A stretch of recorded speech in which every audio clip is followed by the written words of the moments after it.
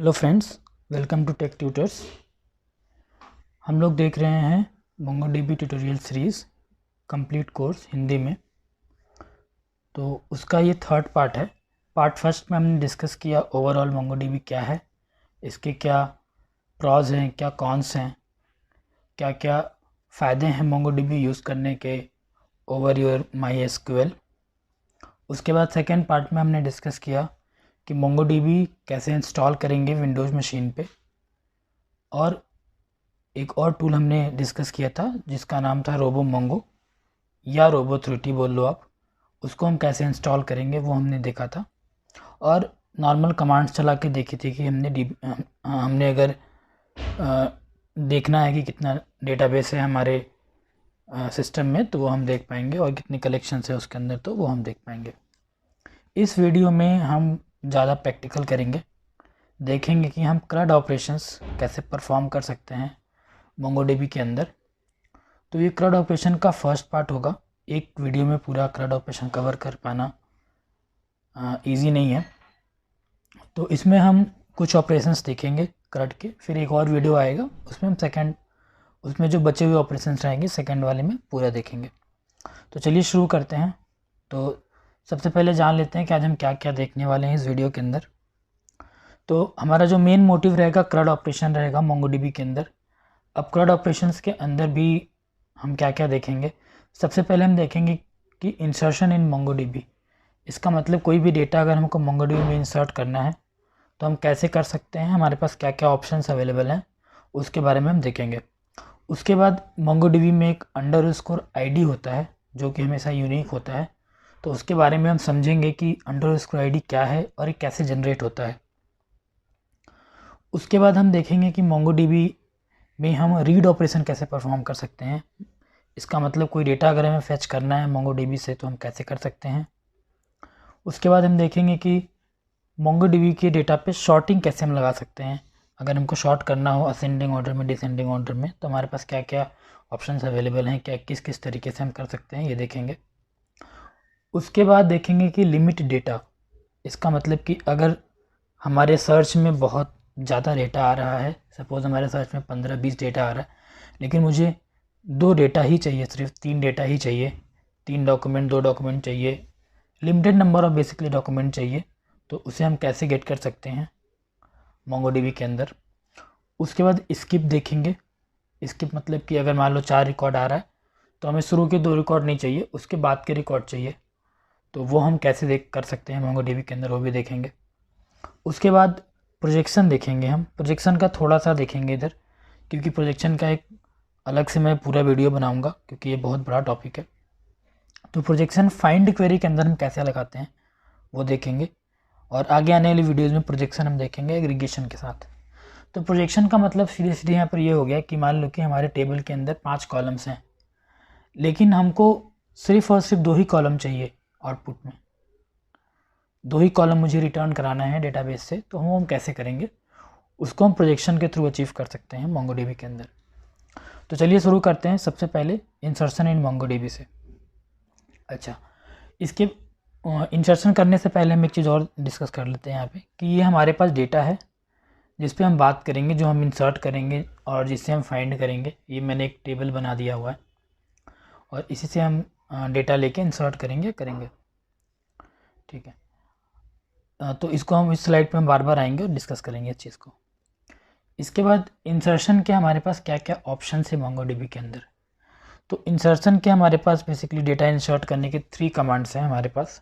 एक हमारा इंसर्ट होता है, दूसरा होता है इंसर्ट वन, और तीसरा इंसर्ट मैनी। तो इंसर्ट जो कमांड है वो हमारा जब से मोंगोडीबी लॉन्च हुआ है तभी से है, तो एकदम बेसिक हर वर्जन में इंसर्ट कमांड आपके पास अवेलेबल होगा। इंसर्ट वन और इंसर्ट मैनी जो कमांड्स हैं वो हो सकता है कि जो लोअर वर्जन्स हैं लाइक 3.2 के पहले जो वर्जन्स हैं उसमें इंसर्ट वन और इंसर्ट मैनी कमांड आपको ना मिले, क्योंकि इंसर्ट वन और इंसर्ट मैनी वर्जन 3 के बाद ही ऐड हुए थे मोंगोडीबी के अंदर। अच्छा, सबसे पहले हम बात कर लेते हैं कि तीनों में डिफरेंस क्या है। तो सबसे पहला है इंसर्ट। इंसर्ट से क्या होता है कि मोंगोडीबी के अंदर हम कोई भी डॉक्यूमेंट इंसर्ट कर सकते हैं चाहे वो हम इंसर्ट के थ्रू एक डॉक्यूमेंट भी इंसर्ट कर सकते हैं और मल्टीपल डॉक्यूमेंट एक साथ भी इंसर्ट कर सकते हैं। तो वो हम देखेंगे कैसे इंसर्ट कर सकते हैं कमांड के थ्रू। नीचे मैंने एक एग्जांपल भी दिया हुआ है कि किस तरह कमांड लिखते हैं इंसर्शन का। तो कमांड होता है db डॉट, उसके बाद टेबल का नाम लिखते हैं, मतलब MongoDB में अगर हम बात करें तो कलेक्शन का नाम लिखते हैं कि किस कलेक्शन में हमें इंसर्ट करना है। उसके बाद डॉट इंसर्ट, और उसके बाद फिर हम लिखते हैं कि मतलब जो ऑब्जेक्ट हमें इंसर्ट करना होता है वो हम लिखते हैं यहाँ पे। तो इंसर्ट से हम दोनों काम कर सकते हैं, एक बार में हम एक डॉक्यूमेंट भी इंसर्ट कर सकते हैं और मल्टीपल डॉक्यूमेंट्स भी। मल्टीपल डॉक्यूमेंट्स का मतलब ये हो गया मल्टीपल रोज़ भी हम एक साथ इंसर्ट कर सकते हैं। इंसर्ट वन में क्या होता है कि इंसर्ट वन में सिर्फ हम एक रिकॉर्ड एक बार में इंसर्ट कर सकते हैं। इंसर्ट वन से हम मल्टीपल रिकॉर्ड्स को इंसर्ट नहीं कर सकते। अच्छा, ठीक। उसके बाद हमारा इंसर्ट मेनी है। इंसर्ट मेनी स्पेशली इसीलिए बनाया गया है कि इस कमांड से हम मल्टीपल रोज़ को हम डेटाबेस में इंसर्ट कर सकें MongoDB के अंदर। तो चलिए अब चलते हैं MongoDB टर्मिनल के अंदर। तो आज के डेमो में हम दोनों देखेंगे। एक तो देखेंगे कि हम कैसे टर्मिनल के थ्रू डेटाबेस यूज़ कर सकते हैं और कैसे RoboMongo के थ्रू हम यूज़ कर सकते हैं। तो सबसे पहले हम टर्मिनल के थ्रू देखते हैं थोड़ा सा, फिर हम स्विच करेंगे RoboMongo से। और आगे आने वाले वीडियो सीरीज़ में मैं ज़्यादा RoboMongo का ही यूज़ करूँगा क्योंकि वो ज़्यादा यूज़र फ्रेंडली है। तो सबसे पहले आपको कमांड प्रॉम्प्ट ओपन कर लेना है यहाँ से। तो मैंने ऑलरेडी ओपन कर रखा हुआ है, यहाँ से क्लिक करके ओपन कर लेना है। मैंने ओपन किया हुआ है। फिर हमने कल बात किया था कि पाथ कैसे सेट करते हैं, तो पाथ मैंने सेट कर दिया हुआ है, कल मैंने सेट भी किया था। तो ये हम कहीं से भी एक्सेस कर सकते हैं, ज़रूरी नहीं है कि हम बिन फोल्डर से जाके एक्सेस करें MongoDB को।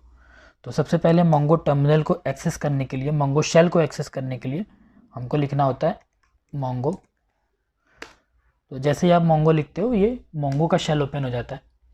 तो आप देख रहे हो ऊपर वर्जन लिखा होगा कि, तो हम अभी जो यूज़ कर रहे हैं 4.2 वर्जन यूज़ कर रहे हैं। मे भी आप जब वीडियो देख रहे हो तो उस टाइम नया वर्जन आ गया हो, तो अब आपके केस में हो सकता है कि वर्जन का डिफरेंट हो। ठीक है, इसके बाद हम Mongo शेल में चले आए। उसके बाद मैंने कल कमांड बताया था कि अगर हमको देखना है कि हमारे Mongo के अंदर, Mongo जो हमारा सर्वर है उसके अंदर कितना डेटाबेस ऑलरेडी है, तो उसके लिए हम क्या करते हैं, कमांड चलाते हैं सो dbs क्या करता है, हमें बताता है कि कितना हमारे पास डेटाबेस ऑलरेडी पड़ा हुआ है। तो अभी एक भी डेटाबेस नहीं है जो मैंने बनाया हुआ है, क्योंकि ये एडमिन कॉन्फ़िगर लोकल ये बाय डिफ़ॉल्ट आता है MongoDB के साथ। कल हमने डिस्कस जो किया था। तो ठीक है, तो इसके बाद मैंने बताया था कि कैसे हम किसी DB को यूज़ कर सकते हैं, तो या क्रिएट कर सकते हैं। तो एक कमांड होता है हमारे पास यूज़ और स्पेस DB का नाम, डेटाबेस का नाम। तो अभी हम एक डेटाबेस बना लेते हैं जिसका नाम डालते हैं यूज़र्स।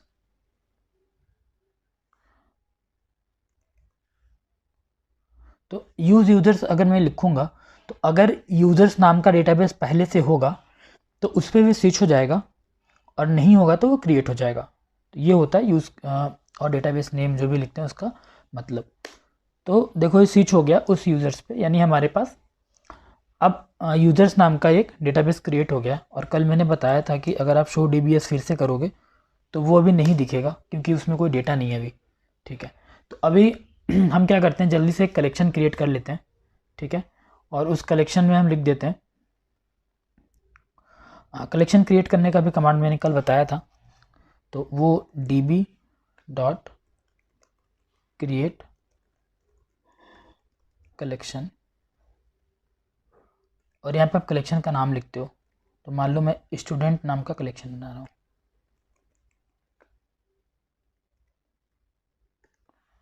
बस ये करके आपको एंटर कर देना है। तो OK1 आ गया, मतलब कि एक हमारा कलेक्शन जो है क्रिएट हो गया।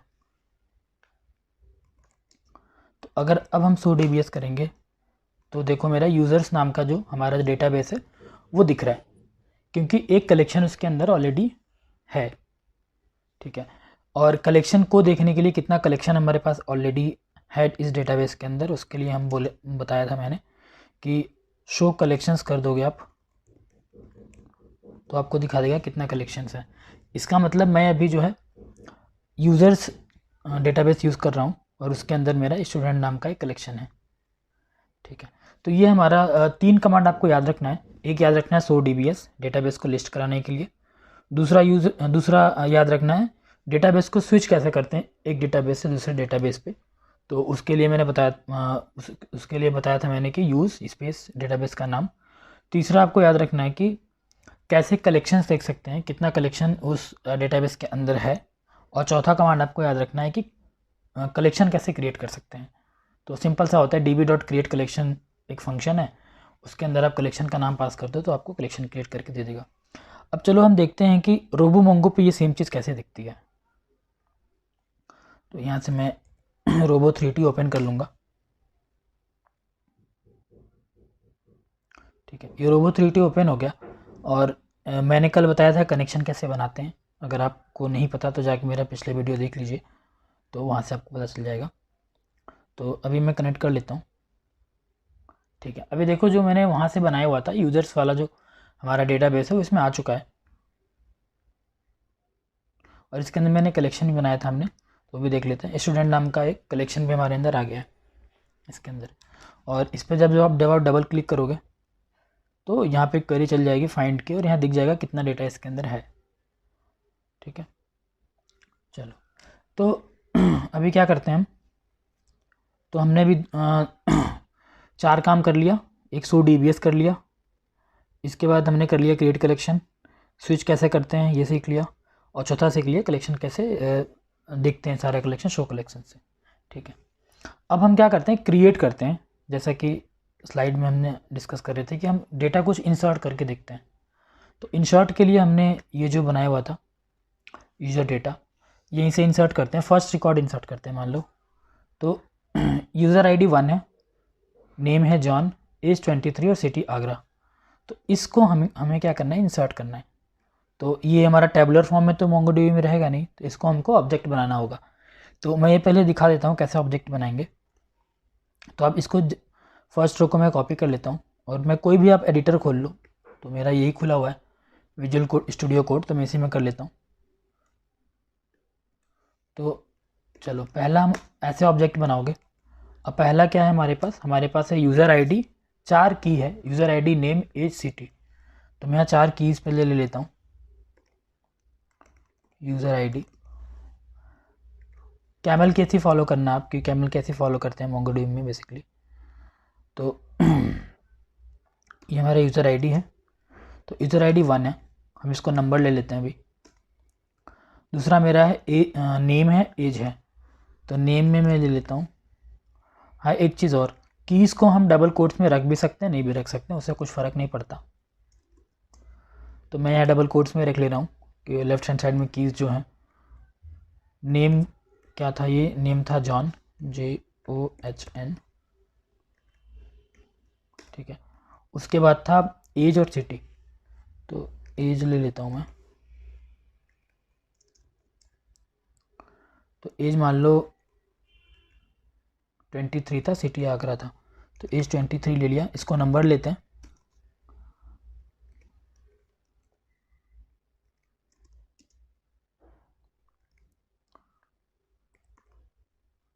ठीक है, तो ये मेरा ऑब्जेक्ट बन के तैयार है, देख रहे हो आप, ये ऑब्जेक्ट बन गया। तो इस तरीके से हम रोज़ को ऑब्जेक्ट बनाते हैं, यूज़र ID नेम। और इस तरह सेकेंड रो को बनाना होगा तो इसी तरीके से बनाएंगे। तो अभी हम क्या करते हैं, इसको उठाते हैं ऐसे। तो मैं दोनों तरीका बताता हूँ, एक तो बताता हूँ मैं शेल से कैसे इंसर्ट कर सकता हूँ, और एक मैं बताऊँगा कि रोबोमोंगो से कैसे इंसर्ट कर सकते हैं। तो शेल पे चलते हैं पहले। तो DB डॉट, उसके बाद लिखना पड़ेगा आपको किस कलेक्शन में इंसर्ट करना है। तो मान लो मुझे स्टूडेंट में इंसर्ट करना है। ठीक है, यहाँ जो एग्जांपल लिखा हुआ है वो मैंने यूज़र्स में इंसर्ट किया है। तो अभी हमारे पास यूज़र्स कलेक्शन नहीं है, तो सर कंफ्यूज मत होना आप, ये यूज़र्स लिखा हुआ है। तो मेरे पास मैंने यूज़र्स की जगह स्टूडेंट कलेक्शन बनाया है, तो वो स्टूडेंट कलेक्शन में इंसर्ट करूँगा तो स्टूडेंट लिखना पड़ेगा। तो अभी क्या लिखना पड़ेगा, db.student डॉट इंसर्ट। ठीक है, अब इंसर्ट के अंदर यहाँ पे आपको लिखना पड़ेगा जो ऑब्जेक्ट हमने वहाँ पे क्रिएट किया था। तो देखो ये ऑब्जेक्ट हमने क्रिएट किया था, तो मैंने कॉपी पेस्ट कर दिया।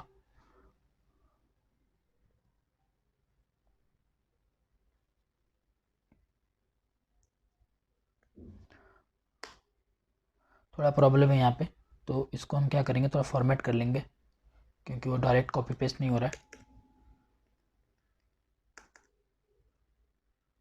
तो ये सारे प्रॉब्लम्स आपको भी देखने को मिलेंगे, तो आप देख लो मैं कैसे रिजॉल्व कर रहा हूँ इन सारे प्रॉब्लम्स को। ठीक है, तो आप एक ही लाइन में इसको ले लो।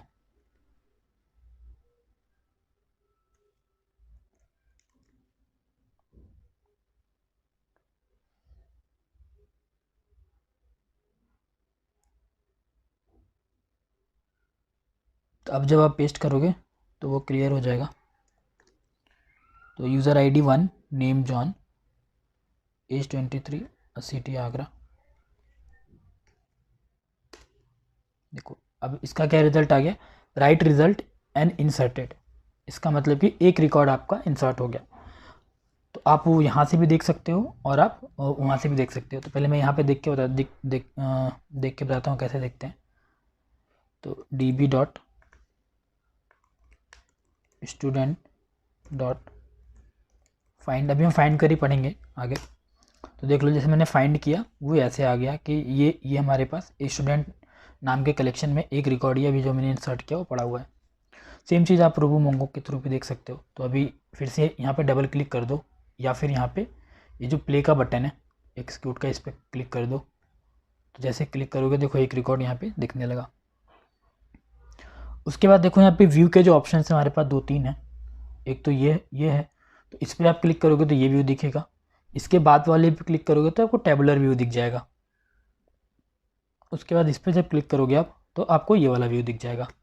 तो मैं प्रीफर करता हूँ ये वाला व्यू। तो अभी आप देखो जैसे हमने इंसर्ट किया यहाँ पे, तो एक हमने user ID, name, age, city और सिटी स्टोर किया है, इंसर्ट किया है। बट ये अंडरस्कोर ID जो है वो ऑटोमेटिक जनरेट हो गया है। तो इसके बारे में हम थोड़ा सा बात कर लेते हैं कि अंडरस्कोर ID क्यों जनरेट हुआ है, कैसे जनरेट हुआ है और ये है क्या बेसिकली। तो इसको जल्दी से देख लेते हैं फिर आगे बढ़ते हैं।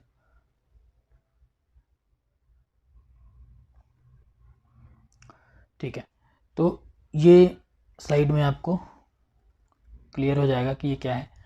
तो बेसिकली जो हमारा अंडरस्कोर ID होता है, तो MongoDB जब भी कोई डॉक्यूमेंट इंसर्ट करता है तो ऑटोमेटिक ये एक 12 बाइट का एक की बनाता है और वो की अंडरस्कोर ID में हमको असाइन करके दे देता है। बेसिकली ये की इसलिए होता है कि यूनिकली हम आइडेंटिफाई कर पाएँ किसी भी रिकॉर्ड को MongoDB के अंदर, और ये हमेशा यूनिक होता है। आपको ये ध्यान रखना है कि हमेशा क्या होता है, यूनिक होता है ये। और 12 बाइट का मतलब 1 बाइट में आपको 8 बिट हो गया। और बेसिकली जो इसमें जो कैरेक्टर्स होते हैं वो हेक्साडेसिमल होते हैं। तो जब हेक्साडेसिमल है तो इसका मतलब क्या हुआ कि एक लेटर हेक्साडेसिमल का स्टोर करने के लिए हमको 4 बिट की ज़रूरत होती है, क्योंकि आप जानते हो कंप्यूटर साइंस में 4 बिट का मतलब हो गया 4 बिट का मतलब हो गया 2 के पावर 4 डेट इज 16। तो 16 पूरे बेसिकली नंबर्स होते हैं हेक्साडेसिमल के अंदर, लाइक 0 to 9 और A to F। तो उसलिए ये 4 बिट होता है। 4 बिट लगते हैं एक लेटर को स्टोर करने के लिए।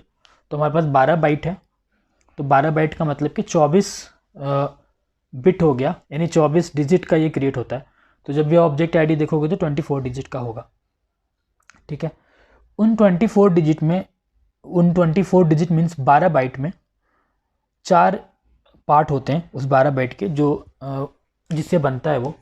तो पहला जो होता है टाइम स्टैम्प हमेशा आपका देख लो, नीचे वाले फिगर में देख लो आप, टाइम स्टैम्प हमेशा आपका 4 बाइट का होता है। 4 बाइट मतलब 8 डिजिट, बेसिकली 8 लेटर का हो गया। तो जैसे कि ऑब्जेक्ट ID देख रहे हो 50804D ये सब है, तो इसमें देखोगे कि काउंट करोगे तो 8 डिजिट होगा। तो फर्स्ट जो 4 बाइट होते हैं वो रिप्रेजेंट करता है कि ये टाइम स्टैम्प है। नेक्स्ट जो हमारा 3 है, like 5th 6th 7th bite जो होता है वो हमारा होता है मशीन का आइडेंटिफायर। जिस मशीन पे MongoDB रन कर रहा है तो उस मशीन का कुछ आइडेंटिफायर होता है, तो वो MongoDB रखता है। उसके बाद प्रोसेस आईडी, जो भी प्रोसेस आईडी MongoDB का है उस टाइम, वो प्रोसेस आईडी जो है 4 बाइट में, बेसिकली 2 बाइट में होता है, यानी 4 बिट में होता है। उसके बाद लास्ट में इंक्रीमेंट काउंटर होता है। तो इंक्रीमेंट काउंटर लाइक 3 बाइट का होता है।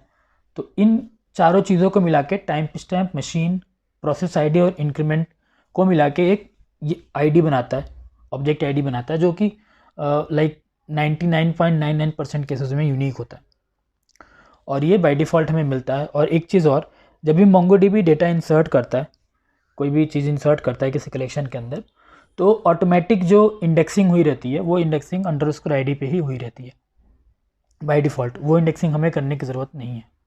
इंडेक्सिंग के बारे में डिटेल में डिस्कस करेंगे आगे आने वाली वीडियोज़ में। तो होप आपको ये क्लियर हो गया होगा कि अंडरस्कोर आईडी है क्या। Underscore ID by default MongoDB he generate करता है। तो यहाँ पे क्वेश्चन बनता है कि क्या अंडरस्कोर आईडी हम क्रिएट कर सकते हैं? जी बिल्कुल क्रिएट कर सकते हो अपना अंडरस्कोर आईडी। आप अंडरस्कोर आईडी हम क्रिएट करके देखेंगे, लेकिन अंडरस्कोर आईडी कभी भी डुप्लीकेट नहीं हो सकता, कभी भी रिपीट नहीं हो सकता। आप ऐसा नहीं कर सकते कि अंडरस्कोर आईडी, एक हमारा रिकॉर्ड अंडरस्कोर आईडी 1 का है, अगला भी अंडरस्कोर आईडी 1 का हो जाए, ये पॉसिबल नहीं है। ठीक है, हम आगे चलते हैं इंसर्शन वाले पे, जहाँ पे हमने इंसर्ट किया था। तो आप जब देख रहे हो कि ये अंडरस्कोर आईडी से ये अंडरस्कोर आईडी जनरेट हुआ है, जो कि ऑब्जेक्ट आईडी है, और यूज़र आईडी हमने करा था, और नेम, एज और सिटी ये स्टोर हो गया है। ठीक है, तो अभी हमने क्या यूज़ किया, इंसर्ट कमांड यूज़ किया, और इंसर्ट कमांड से हमने एक डॉक्यूमेंट यहाँ पे एक डॉक्यूमेंट हमने यहाँ पे इंसर्ट किया। अब मैंने बोला था कि इंसर्ट कमांड हम दोनों केसेस में यूज़ कर सकते हैं, चाहे तो इससे हम सिंगल डॉक्यूमेंट स्टोर कर लें, चाहे तो इससे हम मल्टीपल डॉक्यूमेंट स्टोर कर सकते हैं। तो एक बार हम मल्टीपल के केस में देखते हैं कैसे इंसर्ट कर सकते हैं। तो अभी हमारे पास जो डेटा है जो हमें इंसर्ट करना है, वो हम इस डेटा की बात कर रहे थे। तो मेरा जॉन इंसर्ट, पहला रो तो हमने इंसर्ट कर दिया था, और सेकेंड रो इंसर्ट करते हैं। तो जिबिन 45 और दिल्ली स्टोर करना है मुझे यूज़र आईडी 2 में। तो यहाँ से मैं ले लेता हूँ यूज़र आईडी 2, नेम में जिबिन,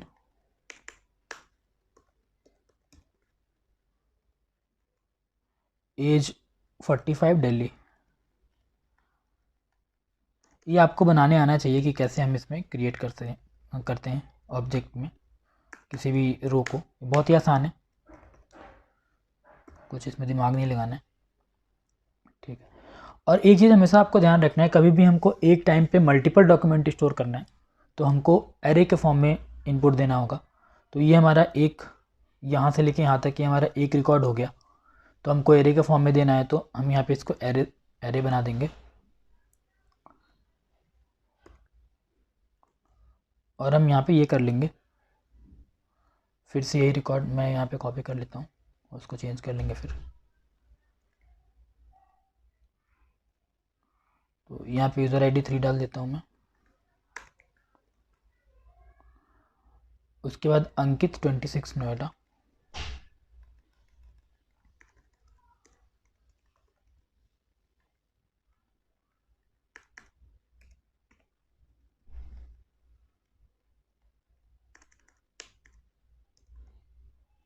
ठीक है, अब इसको हम, ठीक है, एरे हो गया ये। अब इसको हम दोनों तरीके से इंसर्ट कर सकते हैं, या तो हम शेल से कर लें या फिर यहाँ से कर लें। मैंने शेल से दिखा दिया, एक बार मैं यहाँ से दिखा देता हूँ कैसे इंसर्ट करेंगे। तो यहाँ पे आपको फाइंड की जगह टाइप करना है इंसर्ट, क्योंकि इंसर्ट चला रहे हैं, और यहाँ पे हमेशा जो है मल्टीपल है तो एरे पास करना होगा, और मैंने वहाँ पे कॉपी पेस्ट कर दिया। तो और मैंने यहाँ से फिर ये वाला ट्रिगर कर दिया। ठीक है, तो अब फिर से इसको देखना है कितना इंसर्ट हुआ है। तो स्टूडेंट पे जाओगे आप, देखो एक रिकॉर्ड पहले था, 2 रिकॉर्ड अभी मेरा इंसर्ट हो गया। इसको अच्छे से देखना है तो आप ये कर सकते हो। तो देखो 1 था मेरा यूज़र आईडी, 2 और 3 अभी इंसर्ट हुआ है। तो आपने देखा कि हम इंसर्ट से दोनों काम कर सकते हैं, चाहे तो एक टाइम पे हम एक रिकॉर्ड इंसर्ट कर लें, या फिर एक टाइम पे हम मल्टीपल रिकॉर्ड भी इंसर्ट कर सकते हैं इंसर्ट क्वेरी के थ्रू। तो होप ये क्लियर हो गया होगा इंसर्ट ऑपरेशन। तो अब हम बात कर लेते हैं इंसर्ट 1 की और इंसर्ट मैनी की। तो ठीक इसी तरह इंसर्ट वन भी काम करेगा और मिनी भी काम करेगा। तो एक मैं इंसर्ट वन करके दिखाता हूँ बस आपको, उसके बाद इंसर्ट मिनी आप कर लेना है, फिर मैं दिखाई देता हूँ उसको भी। तो अभी मेरे 3 तक हो गया था इंसर्शन। रोहन 34 मुंबई, तो ID 4 है, ये नेम रोहन है।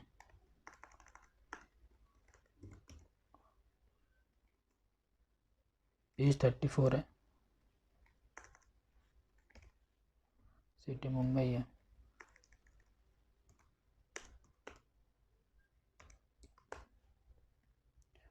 और इसमें जो हमारा इंसर्ट वन है वो हमेशा जो है आपको वही लेगा, ऑब्जेक्ट ही लेगा। इसमें एरे की ज़रूरत नहीं है क्योंकि एक ही इंसर्ट वन हमेशा एक ही इंसर्ट करेगा। तो यहाँ पे जाके या फिर आप नया ही एक ओपन कर लो, चलो नया इसी में कर लेते हैं। तो यहाँ पे इंसर्ट वन और यहाँ पे जो हमने वहाँ से बनाया हुआ है उसको डाल के, और यहाँ से या तो आप कंट्रोल R प्रेस कर लो इसको चलाने के लिए, या फिर यहाँ से प्ले बटन, यहाँ से एग्जीक्यूट वाला ये कर दो। तो मैं एग्जीक्यूट कर लेता हूँ इसको, ठीक है। तो यहाँ पे देख लो आप कि ये आउटपुट है उसका इंसर्शन का। तो इंसर्शन के आउटपुट में जो ID आ जाती है, ऑब्जेक्ट ID जो आपने जनरेट, जो MongoDB जनरेट करता है, और एक्नॉलेज मतलब कि ये ट्रूली इंसर्ट हो गया है। तो फिर से आप इसको क्लिक कर लो और देखो चौथा रिकॉर्ड में हमारा ये इंसर्ट हो गया है। तो इस तरीके से देखा कि इंसर्ट वन और इंसर्ट से हम कैसे डेटा को इंसर्ट कर सकते हैं। ठीक इसी तरह से इंसर्ट मेनी से भी एक देख लेते हैं। तो इंसर्ट मेनी में अगेन आपको क्या पास करना पड़ेगा, पास करना पड़ेगा आपको एरे। तो अभी जो है हमने 5 तक कर लिया था इंसर्ट। अक्षय 32 बेंगलोर, तो ये 6 होगा।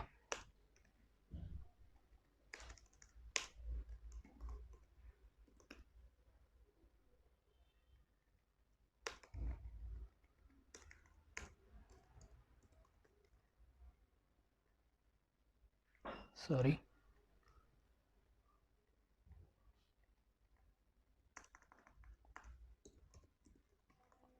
ठीक है। नेक्स्ट यूज़र है मेरा प्रेम 30 सिक्किम, तो यूज़र ID ये हो जाएगा 7। शायद एक हम भूल गए हैं यूज़र ID, कोई बात नहीं।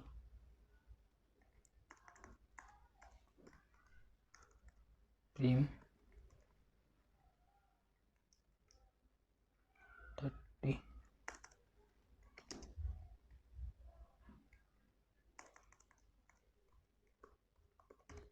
ठीक है।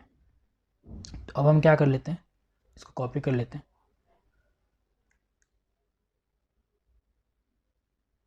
और इंसर्ट मेनी कमांड देख लेते हैं कॉपी करने के बाद कि इंसर्ट मेनी कैसे चलेगा इधर। तो यहाँ पे लिखना है इंसर्ट मेनी और यहाँ पे वो पेस्ट कर देना है, फिर आपको ये रन कर देना है कमांड को, ठीक। तो ये हो चुका है। इसमें आप देखोगे तो वही एक्नॉलेज ट्रू आ गया है, और कितना इंसर्ट हुआ है रिकॉर्ड, 2 रिकॉर्ड इंसर्ट हुआ है, उसलिए इसका ये भी आ गया क्या क्या ID स्टोर हुआ है। तो फिर से मैं इसको मैं डबल क्लिक करके देख लेता हूँ। तो 6 रिकॉर्ड इंसर्ट हो गया है मेरा। तो ID 1 2 3 4 5 ID स्किप हो गई है, कोई बात नहीं। तो ये हमारा इंसर्शन हो गया कि कैसे हम MongoDB में इंसर्ट करेंगे। शायद ये क्लियर हो गया होगा आपको। कोई क्वेरी होगी तो आप पूछ लीजिएगा कमेंट में, हम फिर से मैं बता दूंगा आपको। तो हमने अभी डिस्कस कर लिया इंसर्शन पूरा, ये डिटेल्स देख लिया हमने MongoDB का। अच्छा, अब आते हैं रीडिंग पे कि डेटा हम MongoDB से रीड कैसे कर सकते हैं। तो रीडिंग का भी हम एकदम बेसिक सा देखेंगे। इसके बाद बहुत सारे ऑपरेटर्स MongoDB प्रोवाइड करता है, तो उसको हम थोड़ा बाद में देखेंगे आने वाले वीडियोस में, जैसे greater than, less than, equal to, not equal to, ये सारे ऑपरेटर्स हम बाद में देखेंगे। इंक्रीमेंट देता है, डिक्रीमेंट देता है। तो अभी हम नॉर्मल सा देखेंगे। तो MongoDB में डेटा सर्च करना बहुत ही आसान है। करना क्या है, दो कमांड है, फाइंड और फाइंड वन। तो फाइंड जब आप करते हो तो DB डॉट, जो भी आपका कलेक्शन का नाम है, तो अभी हमारा नाम है स्टूडेंट्स, तो DB dot students dot find, और जिस फ़िल्टर पे आप सर्च करना चाहते हो जो आपका क्वेरी पैरामीटर है।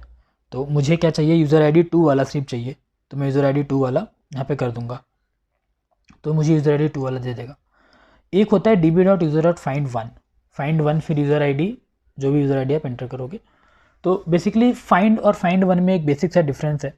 फाइंड क्या करता है, जैसे मान लो कि आपने यहाँ पे सर्च पैरामीटर कोई दिया और उस सर्च पैरामीटर से मान लो कि बहुत सारा डेटा अवेलेबल है, मान लो 5 डेटा अवेलेबल है, उस सर्च पैरामीटर से 5 डेटा अवेलेबल है, तो फाइंड क्या करेगा, वो 5 डेटा आपको पूरा रिटर्न करेगा, पाँचों, यानी आपको एरे रिटर्न करेगा और उस एरे में 5 एलिमेंट्स होंगे। फाइंड वन क्या करता है कि भले ही वो क्वेरी पैरामीटर से सर्च किया और उसको 5 एलिमेंट मिला, लेकिन वो पाँचों एलिमेंट नहीं रिटर्न करेगा, पहला वाला एलिमेंट रिटर्न करेगा जो कि उसको सबसे पहले मिलेगा डेटाबेस के अंदर। तो बेसिक सा डिफरेंस आपको समझ में आ गया। एक और बहुत बड़ा डिफरेंस है जो कि इंटरव्यूज़ में पूछे भी जाते हैं। फाइंड क्या करता है, फाइंड क्या करता है, हमेशा एरे रिटर्न करता है। मान लो कि हमने कुछ क्वेरी पैरामीटर लगाया और उस क्वेरी पैरामीटर के हिसाब से, जैसे यूज़र आईडी 10 कर दिया और यूज़र आईडी 10 से कोई रिकॉर्ड नहीं है, तो फाइंड क्या करेगा, हमेशा आपको एक एम्प्टी एरे रिटर्न करेगा और फाइंड वन हमेशा आपको एक नल रिटर्न करेगा, नल NULL, नल रिटर्न करेगा। तो ये बहुत बड़ा डिफरेंस है, आपको याद रखना है। और रिटर्न टाइप तो मैंने आपको बता ही दिया कि फाइंड वन का रिटर्न टाइप एक ऑब्जेक्ट होता है और फाइंड का रिटर्न टाइप एक बेसिकली हमारा एरे होता है। चलो उसको हम देख लेते हैं जल्दी से चला के कमांड। तो अभी मैं इसी पे चलाता हूँ, आप टर्मिनल में भी ट्राई कर सकते हो।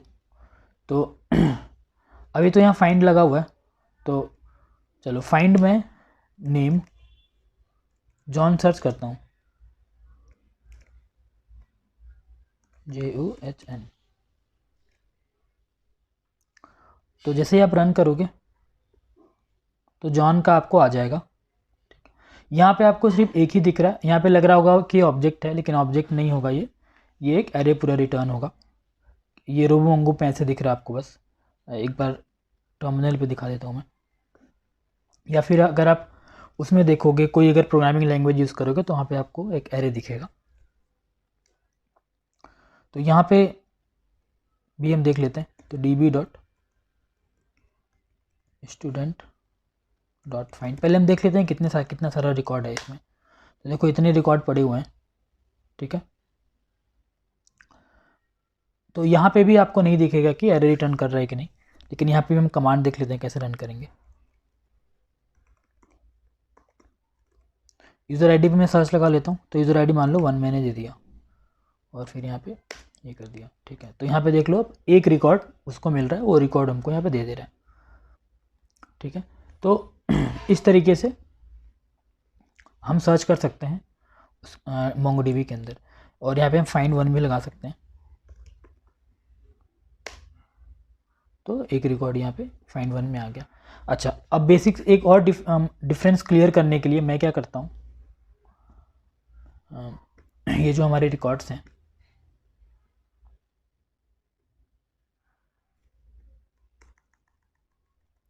तो अभी हमारे पास पूरा इतना रिकॉर्ड है, तो मैं 2 यूज़र्स का सिटी सेम कर देता हूँ।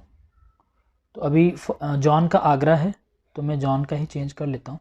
हाँ, चेंज करना अभी अपडेट करिए, हम बाद में देखेंगे, लेकिन अभी हम यहाँ से EY से बहुत आसानी से कर सकते हैं। इसको आपको राइट क्लिक करना है, राइट क्लिक करने के बाद एडिट डॉक्यूमेंट का ऑप्शन आएगा और यहाँ पे आपको एडिट कर लेना है। इसको भी मैं कर देता हूँ दिल्ली और यहाँ से मैं सेव कर देता हूँ, ये अपडेट हो जाएगा। लेकिन अपडेट के क्वेरी में हम लोग प्रॉपर देखेंगे आने वाले वीडियोज़ में। तो देखो कि जॉन का भी सिटी दिल्ली हो गया है और जीवन का भी दिल्ली है। तो अब अगर मैं यहाँ से सर्च लगाऊंगा सिटी का,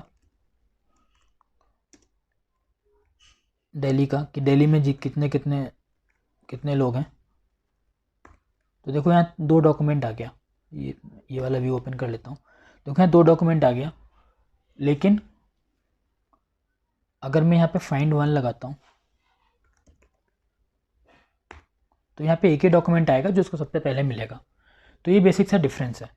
और मैं यहाँ पे अगर कुछ और टाइप कर देता हूँ जो नहीं अवेलेबल है, तो यहाँ पे देखो नल यहाँ रिटर्न हो रहा है, फाइंड वन नल रिटर्न कर रहा है।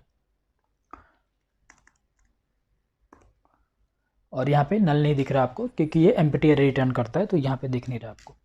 तो बेसिकली फाइंड और फाइंड वन क्लियर हो गया आपको कि कैसे हम डेटाबेस से डेटा सर्च करेंगे क्वेरी के थ्रू।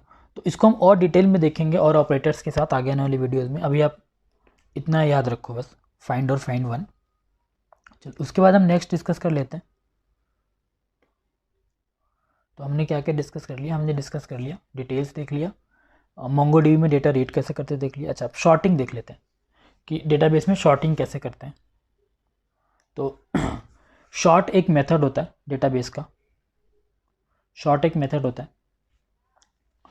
और इसको यूज़ करना बहुत ही आसान है।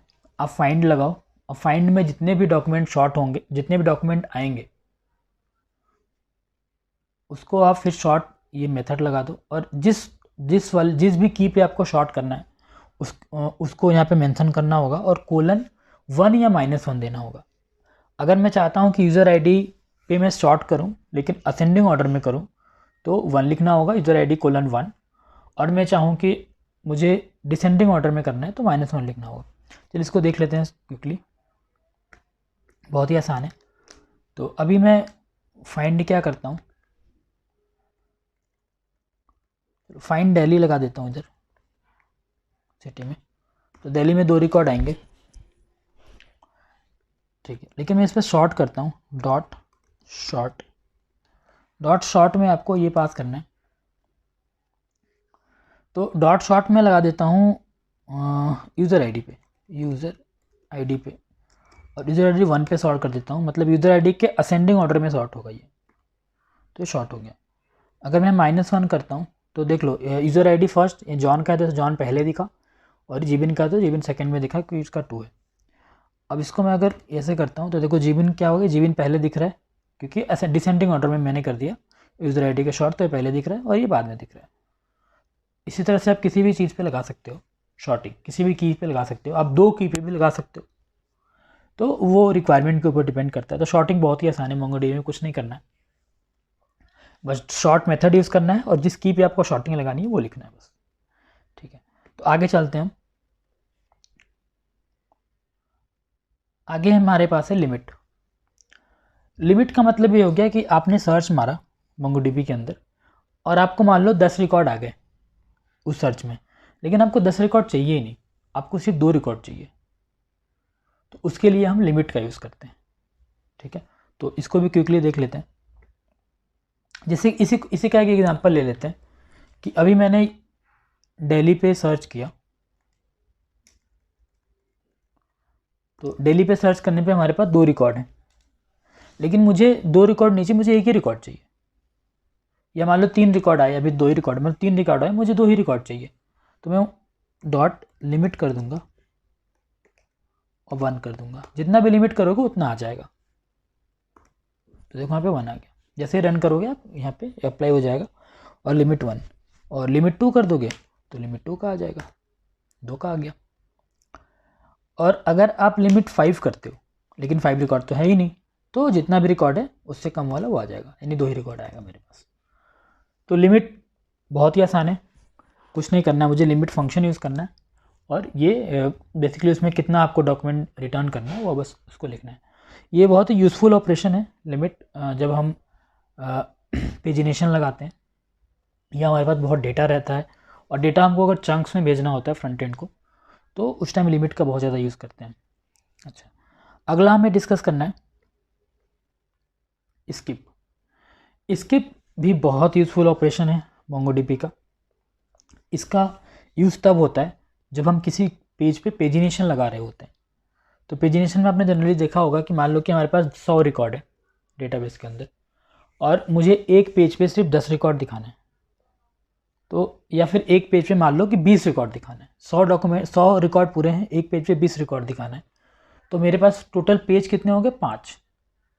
तो अगर मुझे सेकंड वाले पेज का डेटा चाहिए तो हमें क्या करना होगा, हमें चलो फर्स्ट वाले पेज पे डेटा कौन सा होगा, डेटा 1 to 20, सेकंड वाले पे कितना होगा 21 to 40, थर्ड वाले पे 41 to 60, ऐसे सो ऑन करके 100 तक होगा। तो मुझे सेकंड वाला पेज का डेटा चाहिए, तो मुझे क्या करना पड़ेगा, मुझे 21 to 40 डेटा चाहिए। इसका मतलब मुझे शुरू के 20 रिकॉर्ड को स्किप कर देना है। तो वहाँ पे स्किप बहुत ही यूज़फुल है जब हम पेजिनेशन लगाते हैं। तो इसको हम कोई अगर कोर्स कवर करेंगे Node.js का, अभी 5 तारीख से हम स्टार्ट करेंगे Node.js पे भी एक वीडियो सीरीज। तो वहाँ पे जब हम Node.js को MongoDB से कनेक्ट करेंगे, डेटाबेस को कनेक्ट करेंगे Node.js में, तब वहाँ हम करके दिखाएंगे कि कैसे वहाँ पे पेजिनेशन हम कर सकते हैं और कितना यूज़फुल है वहाँ पे स्किप और लिमिट। तो यहाँ पे देख लेते हैं। यहाँ पे तो हमारे पास ज़्यादा डेटा नहीं है, तो यहाँ पे क्विकली हम यहाँ पे देख लेते हैं। तो हमें क्या करना है कि हमें लिमिट 1 लगाना है। मान लो दिल्ली, देखो दिल्ली में 2 रिकॉर्ड है अभी के लिए, जॉन और जिबिन का, और लिमिट 1 मैंने लगाया तो हमको एक ही रिकॉर्ड दिखेगा, ठीक है। लेकिन मुझे क्या करना है कि शुरू का एक रिकॉर्ड नहीं चाहिए, मुझे एक रिकॉर्ड को स्किप भी करना है, ठीक है। तो एक रिकॉर्ड को स्किप करना है तो जॉन नहीं चाहिए, मुझे जिबिन चाहिए। लेकिन अभी आप जो लिमिट लगाओगे क्या आएगा, जॉन ही आएगा, ठीक है, क्योंकि फर्स्ट रिकॉर्ड दिखा रहे हो आप। लेकिन मुझे फर्स्ट रिकॉर्ड नहीं चाहिए, फर्स्ट रिकॉर्ड छोड़ के मुझे चाहिए। तो मैं क्या करूँगा, यहाँ पे डॉट स्किप लगा दूंगा।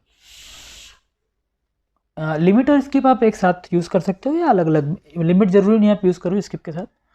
लेकिन जनरली हम जब प्रैक्टिकल वर्ल्ड में देखते हैं, रियल वर्ल्ड में देखते हैं, तो हम यूज़ करते हैं लिमिट और स्किप एक साथ। तो स्किप 1 कर दोगे तो पहला रिकॉर्ड मुझे छोड़ के डेटा आएगा। देखो अब जीवन का डेटा आ गया, जॉन का छूट गया, तो मैंने एक डेटा को स्किप कर दिया। तो जितने भी मेरे सर्च रिजल्ट्स में डेटा आ रहे हैं, अगर मुझे कोई डेटा को स्किप करना है तो ये स्किप यूज़ करते हैं। और शुरू से वो स्किप करता है, ये हमेशा ऑर्डर मेंटेन रखता है, ये शुरू से स्किप करता है वो। चलो ये स्किप हमने डिस्कस कर लिया।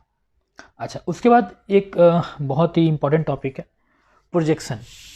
प्रोजेक्शन हम डिस्कस करेंगे आगे आने वाली वीडियोस में एग्रीगेशन के साथ, जो कि बहुत पावरफुल है। अभी हम नॉर्मल प्रोजेक्शन डिस्कस कर लेते हैं। प्रोजेक्शन का मतलब होता है कि जैसे आप यहाँ पे एक एग्जांपल ले लो, यहाँ पे हमारे पास 1 2 3 4 5 फील्ड है, underscore ID, user ID, name, age, city. लेकिन मुझे क्या चाहिए, चलो अभी मैं चलो 2 ही का देख लेता हूँ। 2 हमारे पास है सिटी दिल्ली वाले। तो लेकिन मुझे क्या चाहिए, मुझे कुछ ही रिकॉर्ड चाहिए, मुझे नेम चाहिए और एज चाहिए, सिटी और यूज़र ID नहीं चाहिए, करेक्ट। तो मैं क्या करूँगा, मैं प्रोजेक्शन का यूज़ करूँगा। तो प्रोजेक्शन के लिए कुछ करना नहीं है, फाइंड क्वेरी में ही आपका ये जो फर्स्ट पैरामीटर होता है, ये हमारा जो होता है ये सर्च क्वेरी होता है, जिस पे सर्च लगनी होती है। इसी में आप क्या करोगे, सेकंड ब्रेस में आप यहाँ पे लिख दोगे कि आपको कौन सा रिकॉर्ड, कौन सा की चाहिए बेसिकली। तो अगर मैं सिर्फ नेम लिखता हूँ तो जो की चाहिए आपको उसके सामने 1 लिखना होगा। तो नेम 1 मैंने लिख दिया तो सिर्फ मुझे नेम देगा, ये देख रहे हो आप। मुझे एज भी चाहिए तो मैं यहाँ पे एज लिख देता हूँ। अब देखो एज भी आ रहा है, करेक्ट। लेकिन आप ध्यान दे रहे होगे कि अंडरस्कोर ID भी आ जा रहा है। तो बाय डिफ़ॉल्ट अंडरस्कोर ID हमेशा आता है। अगर आपको चाहिए कि अंडरस्कोर ID नहीं चाहिए तो आप अंडरस्कोर ID को :0 कर दो, तो अंडरस्कोर ID भी देख रहे हो गायब हो जाएगा, करेक्ट। तो ये प्रोजेक्शन का फ़ायदा है। इसका जब हम डेवलपमेंट में, जब बैकएंड पे डेवलपमेंट करते हैं तो इसका बहुत ज़्यादा यूज़ है, क्योंकि हमारे पास डेटा बहुत ज़्यादा होता है। और जब हम फ्रंट एंड को रिस्पॉन्स करते हैं डेटा का, तो हम पूरा डेटा नहीं भेज सकते एक साथ में, क्योंकि डेटा का साइज़ बहुत ज़्यादा बड़ा हो जाएगा और प्रॉब्लम होने लगेगी फ्रंट एंड पे। तो हम ज़्यादा डेटा एक साथ नहीं भेज सकते, तो इसलिए हम यहाँ पे प्रोजेक्शन यूज़ करके भेजते हैं। चलिए प्रोजेक्शन पे हमने डिस्कस कर लिया। अच्छा, उसके बाद हमको उसके बाद हमने कमांड डिस्कस करने हैं, क्या क्या जो हमने डिस्कस किया आज। इसके पहले एक टॉपिक छूट गया है, उसको भी तुरंत देख लेते हैं। जैसा कि मैंने बताया कि जैसे हमने डिस्कस किया कि क्या अंडरस्कोर ID ज़रूरी है इंसर्ट करना। अगर अपना इंसर्ट तो ऑलरेडी करता ही है MongoDB, अगर हम चाहें तो क्या अपना अंडरस्कोर ID इंसर्ट कर सकते हैं। तो मैंने बोला था हाँ बिल्कुल कर सकते हो। तो चलो उसको फटाफट देख लेते हैं। तो अभी चलो यहाँ पे मैं देखूँ तो हमारे पास इतने रिकॉर्ड्स हैं और अंडरस्कोर ID सबका देख रहे हो ऑब्जेक्ट ID के फॉर्म में है, ठीक है। तो अब हम चाह रहे हैं कि हम एक ऐसा रिकॉर्ड इंसर्ट करें जिसमें हम अंडरस्कोर ID खुद दें। तो कुछ नहीं करना, आपको यहाँ पे इंसर्ट लिखना है और यहाँ पे रिकॉर्ड लिखना है, जो भी आप रिकॉर्ड इंसर्ट कर रहे हो।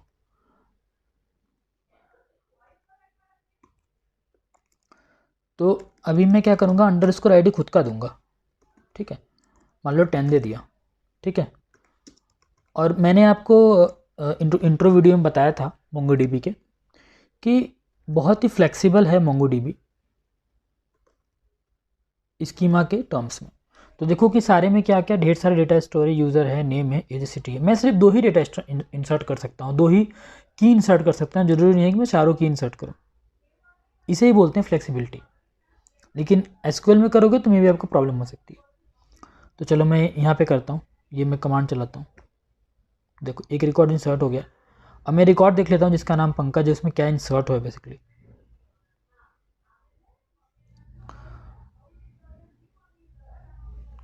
तो देखोगे आप लास्ट रिकॉर्ड जो इंसर्ट हुआ है उसमें देखो अंडरस्कोर आईडी जो है वो हमने जो दिया वो इंसर्ट हुआ है। तो एक बात आपको क्लियर हो रही होगी कि अंडरस्कोर आईडी हम भी दे सकते हैं अपना कस्टम, जरूरी नहीं है कि मोंगोडीबी ही इसे क्रिएट करे। तो होप आपको ये चीज़ क्लियर हो गई होगी। और हमने लगभग सारे टॉपिक्स आज के जो हमने देखे थे एजेंडा में डिस्कस कर लिया है। एक बार मैं रिकैप करने के लिए कमांड्स देख लेते हैं जो हमने आज डिस्कस किए हैं, और आपको प्रैक्टिस जो करने हैं कमांड्स। फर्स्ट करना है इंसर्ट 1, इंसर्ट हमने डिस्कस किया, फिर इंसर्ट 1 डिस्कस किया, फिर इंसर्ट मैंने डिस्कस किया, फिर फाइंड डिस्कस किया, फिर फाइंड 1 किया, लिमिट किया, स्किप किया, शॉर्ट किया। इसमें सारे कमांड्स हमने डिस्कस कर लिए हैं। अगर किसी कमांड के रिलेटेड आपको कोई भी क्वेरी हो, थोड़ा सा भी डाउट हो, तो आप कमेंट करके हमें ज़रूर पूछिए, उसका ज़रूर हम आंसर देंगे। अच्छा, वीडियो ख़त्म करने के पहले आपके लिए एक असाइनमेंट है, जो कि आज हमने जो डिस्कस किया है उससे रिलेटेड ही है। पूरा कमांड्स प्रैक्टिस करना आपको, और प्लीज़ ये प्रैक्टिस करिए क्योंकि बिना प्रैक्टिस के मोंगोडीबी नहीं आ सकती है। तो असाइनमेंट मैं शेयर करता हूँ आपके साथ, क्या करना है मैं एक्सप्लेन कर देता हूँ एक बार। तो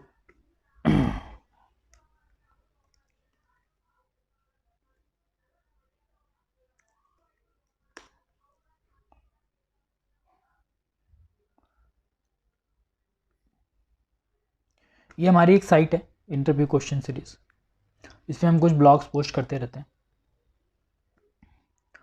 तो ये लॉग आउट हो गया है, फिर से मैं इसको लॉगिन कर देता हूँ। तो आपको आपका असाइनमेंट का लिंक मैं डिस्क्रिप्शन में दे दूँगा, या फिर ये साइट खोल के भी आप देख सकते हो। तो ये फर्स्ट वाला ये जो है मोंगोडीबी असाइनमेंट करके, ये आपका असाइनमेंट है। तो ये भी असाइनमेंट 1 है, और असाइनमेंट 1 में क्या क्या है मैं बताता हूँ, फिर इसका सॉल्यूशन भी मैं यहाँ पोस्ट कर दूँगा एक में वीडियो। अब इसके बाद वही वीडियो बनेगा सॉल्यूशन वाला, सॉल्यूशन डिस्कस करेंगे और उसको मैं पोस्ट कर दूँगा यहाँ पे, तो आपको यहाँ से वही मिल जाएगा। तो असाइनमेंट 1 क्या है कि perform below operations in MongoDB. सबसे पहले आपको क्या करना है, फर्स्ट क्या करना है, create a database call inventory. आपको इन्वेंट्री एक डेटाबेस क्रिएट करनी है। कैसे डेटाबेस क्रिएट कर सकते हैं ऑलरेडी मैं डिस्कस कर चुका हूँ। उसके बाद कलेक्शन क्रिएट करना है कार्स नाम का, और ये डेटा आपको इंसर्ट करना है अपने कलेक्शन के अंदर, कार्स नाम के कलेक्शन के अंदर। 8 डेटा है, पूरा ये 8 डेटा आपको स्टोर करना है। आप कोई भी क्वेरी यूज़ कर सकते हो, चाहे इंसर्ट यूज़ करो, चाहे इंसर्ट मिनी, चाहे इंसर्ट 1 करके आपको इंसर्ट करना है। आप प्रैक्टिस करो, बस यही इसका टारगेट है। फोर्थ है find all cars detail whose company name is Toyota. आपको एक क्वेरी लिखनी है फोर्थ वाली, आपको सारे कार्स फाइंड करने हैं basically.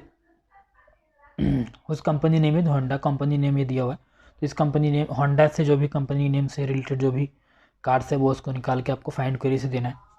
Find all car details whose company name is Toyota and model is Camry.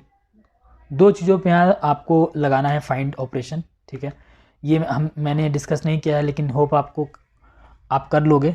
इसका हम डिस्कशन करेंगे कि 2 चीज़ों पे कैसे हम फिल्टर कर सकते हैं, कैसे क्वेरी मार सकते हैं। ट्राई करना, आप नहीं होगा तो मैं हूँ ही। 6th वाला है short all the cards in ascending order of names.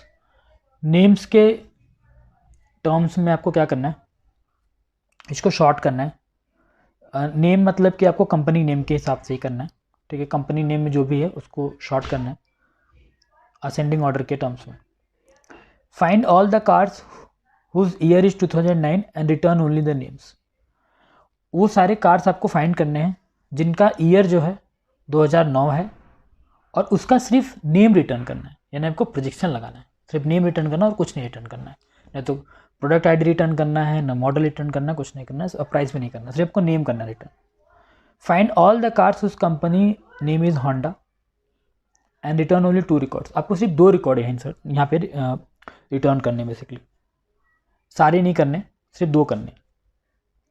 तो होप ये असाइनमेंट आपको क्लियर हो गया होगा। प्लीज़ इसको आप करिए और आने वाली वीडियो में हम इसको डिस्कस करेंगे, इसका क्या सॉल्यूशन है। तब तक के लिए थैंक यू, बाय।